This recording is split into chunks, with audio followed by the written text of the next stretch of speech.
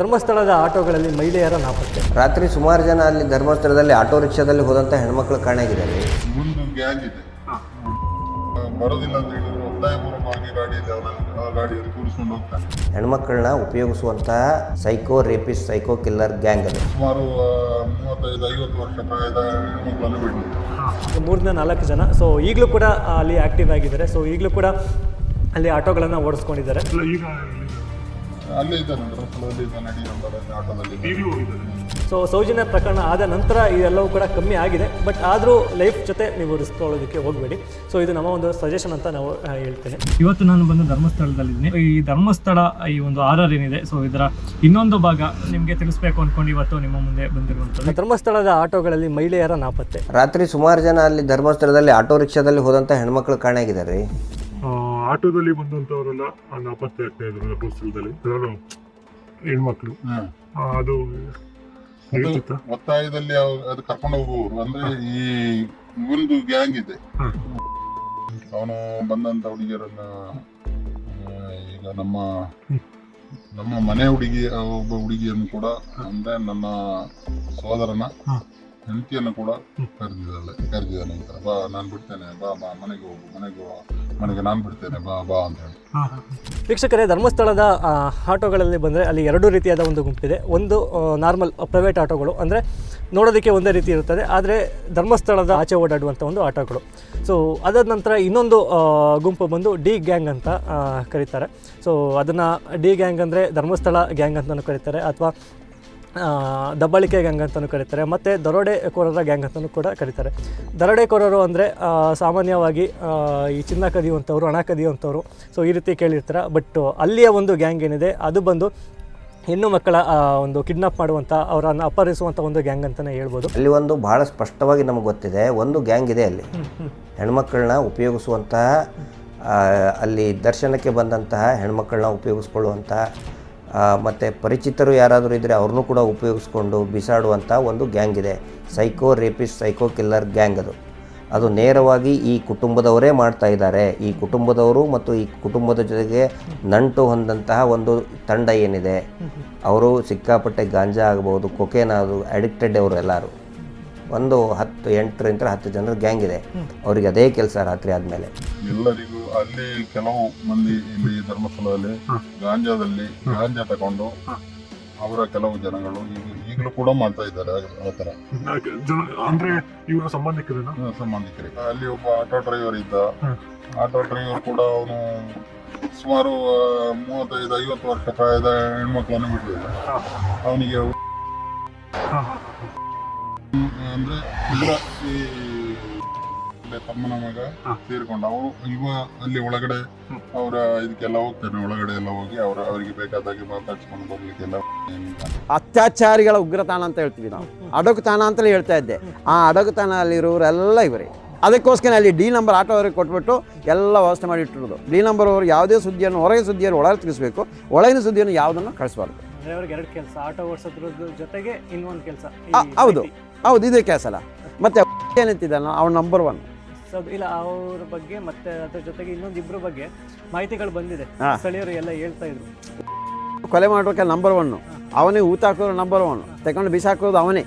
ಅವನ ಅತ್ಯಾಚಾರ ನಂಬರ್ 1 ಅತ್ಯಾಚಾರ ಅವನು. ಈ ನಂಬರ್ನವರು ಈ ನಿನಗೆ ಕೂಡ ಈ ಹೆಣ್ಣಿನ ಹುಟ್ಟಿ ಜಾಸ್ತಿ. ಅಲ್ಲಿಂದ ಸೆಲೆಕ್ಟ್ ಮಾಡಿಕೊಂಡು ಅವನ ಬರೋದಿಲ್ಲ ಅಂತ ಹೇಳಿದ್ರೆ ಒತ್ತಾಯಪೂರ್ವಕವಾಗಿ ಗಾಡಿಯಲ್ಲಿ ಕೂರಿಸ್ಕೊಂಡು ಹೋಗ್ತಾನೆ. ಮತ್ತೆ ಆ ಗಾಡಿಯಿಂದ ಕೇಳಿದಕ್ಕೆ ಅವನ ಗಾಡಿಯಿಂದ ಹಾರಿದವರು ಇದ್ದಾರೆ. ಈಗ ಜೀವಂತವಾಗಿದ್ದ ಒಂದು ಹೆಂಗಸ ಕೂಡ ಇದ್ದಾರೆ ಅಲ್ಲಿ ಕೆಲಸದಲ್ಲಿದ್ದಾರೆ. ಅದಕ್ಕೆ ಅವರು ಅದು ಹೇಳಿಕ್ ಆಗುದಿಲ್ಲ, ಹೇಳಿದ್ರೆ ಅವರ ಕೆಲಸ ಹೋಗ್ತದೆ. ಅವರ ಡಿಪಾರ್ಟ್ಮೆಂಟ್ ಅಲ್ಲಿ ಕೆಲಸ ಇಟ್ಟಿದ್ದಾರೆ ಈಗ. ನಾನು ಅವರಲ್ಲಿ ಮಾತಾಡಿಸಿದ್ದೆ. ಹೇಳುದಿಲ್ಲ, ನನ್ನ ಗಂಡ ಹೇಳಲಿಕ್ಕೆ ಅಂದ್ರೆ ಅವರು ರಿಕ್ಷಾದಿಂದ ಕರ್ಕೊಂಡು ಹೋಗ್ಬೇಕಾದ್ರೆ ಗಂಗೋತ್ರಿಯಿಂದ ಪಕ್ಕ ಹೋಟೆಲ್ ಹೇಳಿದ್ರೆ ಆ ರಿಕ್ಷಾದಿಂದ ಹಾರಿ ಅವ್ರು ಮತ್ತೆ ಈ ತರ ಬಂದು ಸ್ಪೀಡಲ್ಲಿ ಹೇಳಲಿಕ್ಕೆ ಹೋದಾಗ ಗುರುಟಿ ಕೆಲಸ ಮಾಡುವವರಿದ್ದಾರೆ. ನಿನ್ಗೇನಾಗ್ಲಿಲ್ಲಲ್ಲ, ಏನು ಮಾಡ್ಲಿಲ್ಲಲ್ಲ, ಸುಮ್ಮನೆ ಅವ್ರು ಜಯಿಸಲ್ಲ, ಏನ್ ಮಾಡಿ ಅವ್ರು ಏನ್ ಬೇಕಾದ್ರೂ ಮಾಡ್ತಾರೆ. ಅದರಿಂದ ಅವ್ರನ್ನ ಯಾರು ಕೇಳುವವರಿಲ್ಲ ಅಂತ ಹೇಳಿ ಅಲ್ಲಿಂದ ಅವ್ರನ್ನ ಕಳಿಸಿದ್ರು. ಅವ್ರು ಒಳ್ಳೆ ರೀತಿಯಲ್ಲಿ ಮನೆಗೆ ಹೋಗು ಅಂತ ಹೇಳ್ತಾರೆ, ಇಲ್ಲ ಮುಗಿಸಿಬಿಡ್ತಾರೆ. ನಮ್ಮ ಜನರಿಗೆ ಇನ್ನು ಎಷ್ಟು ಹೇಳೋ ಅರ್ಥ ಆಗಲ್ಲ. ಇವಾಗ ನೋಡ್ತಾ ಇದ್ದಿರ್ತಾನೆ, ಅವ್ರು ಎಷ್ಟೇ ಹೇಳಿದ್ರೆ ಇಲ್ಲ ಅಂತ ಹೇಳ್ತಾರೆ, ನಾವು ಹೇಳ್ತಲೇ ಇದ್ದೀವಿ ಧರ್ಮಸ್ಥಳ ಗ್ರಾಮ ಅಂತ ಹೇಳಿ, ಇಲ್ಲ ಅದು ದೇವರಂತ, ಧರ್ಮಸ್ಥಳ ದೇವರಂತ. ಧರ್ಮಸ್ಥಳ ದೇವರ, ಧರ್ಮಸ್ಥಳ ಗ್ರಾಮ ಅದು. ನಿಜ ಸರ್. ಹಾಂ, ಅದು ಅರ್ಥ ಮಾಡ್ಕೊಂಡಿರ್ಬೇಕು ನಮ್ಮವರು. ಗಾಡಿ ಗಾಡಿ ಬಂತು. ಅದನ್ನು ಅರ್ಥ ಮಾಡ್ಕೊಂಡ್ರೆ ನಮ್ಮ ರಾಜ್ಯದ ಜನ ಅರ್ಥ ಮಾಡ್ಕೊಂಡ್ರೆ ಆಗ್ಬೋದು. ಇವಾಗ ಯಾರಾದರೂ ಇವಾಗ ಏನು HM ಆಯ್ತು, ಇಲ್ಲಿ ಯಾರು ಅತ್ಯಾಚಾರ ಮಾಡಿದ್ರು ಹೋಗಿ ಊರಿಗೆ ಹೇಳಿದ್ರೆ, ನಿಮಗೆ ಬೇರೆ ಕೆಲಸ ಇಲ್ವಾ, ಅದು ದೇವರಂತ ಹೇಳ್ತಾರೆ. ನೀವು ಅದನ್ನು ಬದಿಗೆ ಓದ್ತೀವಿ, ನೀವು ಆ ದೇವರಂತ ಹೇಳೋದು. ಅವ್ರ ಮುಖದ ಇನ್ನೊಂದು ರೂಪ ಯಾರು ನೋಡಿಲ್ಲ. ಈ ಸ್ಥಳೀಯರು ಅಲ್ಲಿ ಕೆಲಸ ಮಾಡಿದವರಲ್ಲದೆ ಬೇರೆ ಯಾರು ಅವ್ರ ಇನ್ನೊಂದು ಮುಖದ ರೂಪ ನೋಡಿಲ್ಲ. ಅಂತ ರೂಪ ಅವ್ರದ್ದು. ಅದಕ್ಕೆ ನಾನು ಹೇಳ್ತಾ ಇಲ್ಲ, ಅವರ ಜಾಗದಲ್ಲಿ ಇರುವಂಥದ್ದು ಅತ್ಯಂತ ದೊಡ್ಡ ವಿಷಯ ಅಂತ. ಅದನ್ನೇ ಸ್ವಲ್ಪ ಅಷ್ಟು ವಿಷಯ ಇದೆ. ಮುಖ ಮುಂದೆ ಮಾತ್ರ ಜನ ತೋರಿಸ್ತಾರೆ. ಈಗ ಮೈಸೂರಿನವ್ರು ಯಾರೋ ಬಂದಾಗ ನಾನು ಜನ ಕಳಿಸ್ತೀನಿ ಅನ್ನೋದು ಅವರೆಲ್ಲ ಸ್ಟೇಟ್ಮೆಂಟ್ ಕೊಡ್ತಾರಲ್ಲ ಓಪನ್ ಆಗಿ. 100% ಈಗೊಬ್ರು ಕೊಡ್ತಾರೆ. ಇವತ್ತು ಯಾರು ಹೇಳಿದ್ರಲ್ಲ, ನಾವು ಕೊಡ್ತೀವಿ ಒಂದು ಸ್ವಲ್ಪ ಟೈಮಿಗೆ ಅಂತ, ನಾವೇ ಕೊಡ್ತೀವಿ ಅಂತ ಹೇಳ್ತಾರೆ. ಇವತ್ತು ಹೌದೌದು, ಸ್ಥಳೀಯರು ಹೇಳಿಲ್ವಾ, ಎಲ್ಲರಿಗೂ ಗೊತ್ತಂತ ಅವ್ರು ತಾನೇ ಹೇಳ್ತಾ ಇರೋದು. ಇನ್ನೊಂದು ಹೇಳುವಂಥದ್ದು ಏನು ಅಂದರೆ, ನೆಕ್ಸ್ಟ್ ಯಾರಾದರೂ ಧರ್ಮಸ್ಥಳಕ್ಕೆ ಹೋಗ್ತಿದ್ರೆ ಸ್ವಲ್ಪ ಎಚ್ಚರಿಕೆಯನ್ನು ವಹಿಸಿ. ಸೊ ಆದಷ್ಟು ಆ ಒಂದು ಡಿ ಗ್ಯಾಂಗ್ನ ಆಟೋಗಳೇನಿದೆ, ಸೊ ಇವರಿಂದ ಸ್ವಲ್ಪ ದೂರ ಇರಿ ಅಂತ ಹೇಳ್ತೇನೆ. ಯಾಕಂದರೆ ಈಗ ಆಲ್ರೆಡಿ ನಾವು ನಿಮಗೆ ಉದಾಹರಣೆಗಳನ್ನು ತಿಳಿಸಿದ್ದೀವಿ. ಸೊ ಏನೆಲ್ಲ ನಡೀತಾ ಇದೆ ಅನ್ನುವಂಥದ್ದು ನಿಮಗೆ ಯಾವ ರೀತಿ ಅಲ್ಲಿ ಪ್ರೈವೇಟ್ ಆಟೋಗಳು ಯಾವುದು ಮತ್ತು ಡಿ ಗ್ಯಾಂಗ್ನ ಆಟೋಗಳು ಯಾವುದು ಅನ್ನುವಂಥದ್ದು ಅತಿ ಸುಲಭವಾಗಿ ಗೊತ್ತಾಗುತ್ತೆ. ಸೊ ನಿಮಗೆ ಒಂದು ಲೋಗೋ ಕಾಣಿಸುತ್ತೆ ಅಲ್ಲಿ ಆಟೋಗಳಲ್ಲಿ. ಸೊ ಆ ಒಂದು ಲೋಗೋ ಯಾವುದಿರುತ್ತೆ ಅದೆಲ್ಲ ಬಂದು ಡಿ ಗ್ಯಾಂಗ್ನದ್ದು ಆಗಿರುತ್ತೆ.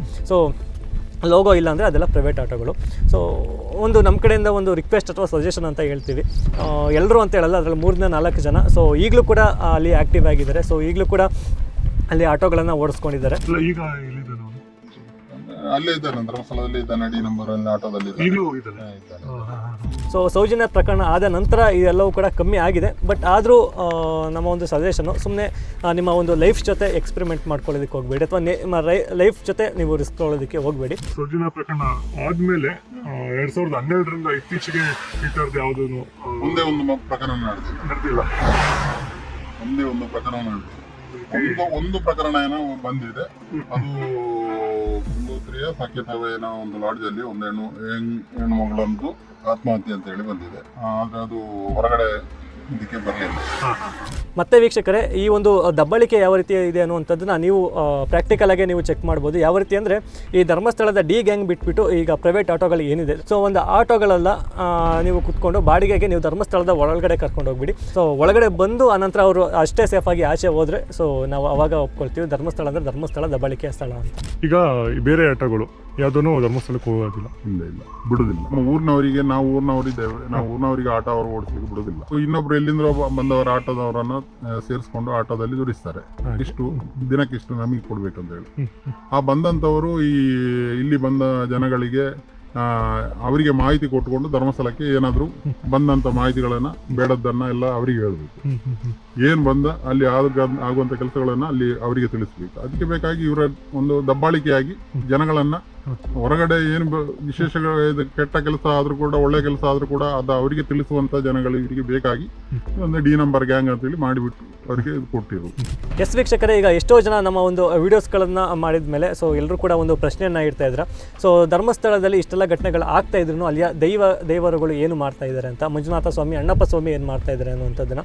ಸೊ ಅದನ್ನು ನಾನು ಮುಂದಿನ ವಿಡಿಯೋದಲ್ಲಿ ನಾನು ನಿಮಗೆ ಕಂಪ್ಲೀಟಾಗಿ ತಿಳಿಸ್ತಾ ಹೋಗ್ತೇನೆ. ಅಲ್ಲಿ ಕೇವಲ ಈ ಮನುಷ್ಯರಿಗೆ ಮಾತ್ರ ಅಥವಾ ಮಾನವನಿಗೆ ಮಾತ್ರ ಅನ್ಯಾಯ ಆಗಿರುವಂಥದ್ದು ಅಲ್ಲ, ಅಲ್ಲಿ ದೇವರುಗಳಿಗೂ ಯಾವ ರೀತಿಯಾದ ಒಂದು ಅನ್ಯಾಯ ಆಗಿದೆ, ಸೊ ಅವರ ಮೇಲೆ ಯಾವ ರೀತಿಯಾದ ದಬ್ಬಾಳಿಕೆ ಆಗಿದೆ ಅನ್ನುವಂಥದ್ದನ್ನು ನಾವು ಮುಂದಿನ ವೀಡಿಯೋಸ್ಗಳಲ್ಲಿ ತಿಳಿಸ್ತೀವಿ. ಸೊ ಆವಾಗ ನಿಮಗೆ ಗೊತ್ತಾಗುತ್ತೆ ಯಾಕೆ ಅಲ್ಲಿ ಆ ಮಂಜುನಾಥ ಸುಮ್ಮನೆ ಕೂತಿರುವಂಥದ್ದು, ಅಲ್ಲಿ ಅಣ್ಣಪ್ಪ ಸ್ವಾಮಿ ಸುಮ್ಮನೆ ಕೂತಿರುವಂಥದ್ದು, ಅದೆಲ್ಲವೂ ಕೂಡ ಮುಂದಿನ ವೀಡಿಯೋಸ್ಗಳಲ್ಲಿ ನೀವೆಲ್ಲರೂ ಕಂಪ್ಲೀಟಾಗಿ ತಿಳ್ಕೊಳ್ತಾ ಹೋಗ್ತೀರಾ.